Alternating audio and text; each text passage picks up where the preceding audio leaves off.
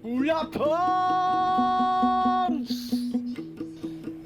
Hello mga kapongs! Meron na kami nakitang masarap na kainan malapit sa amin. Ang pangalan niya ay Lugawan sa Tejeros. Dito yan sa Pateros. Kung gusto niyo pumunta, sakay lang kayo ng Pateros, tapos baba kayo ng bayan. Sa bayan, pwede kayo maglakad o kaya mag-tricycle. Kung ayaw nyo naman sa Pateros, maraming iba. Meron din Lugawan sa Tejeros sa Calentong, sa Pasay, o kaya sa Makati. Bahala na kayo. So ano pang ginagawa natin? Kumain na tayo!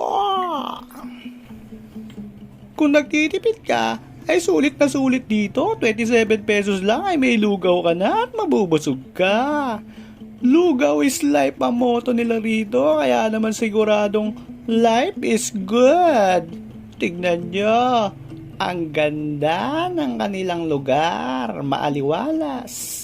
At ang dami kumakain. At may picture pa si Jessica Soho. Mukhang na-feature to dati. Pero hindi nga lang tong branch na to.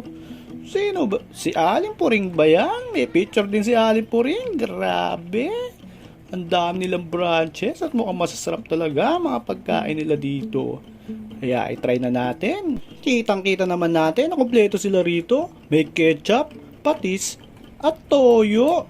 Tapos, ito pa ang pinaka-the best dyan. Ang sukang timplado. Di mo na kailangan maghirap sa pagtimpla. Kasi nga, timplado na yan, pre.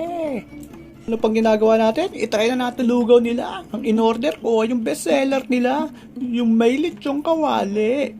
55 lang. Okay. Ang dami rin ditong mga chili garlic. Lagyan na natin yung kakainin natin yan.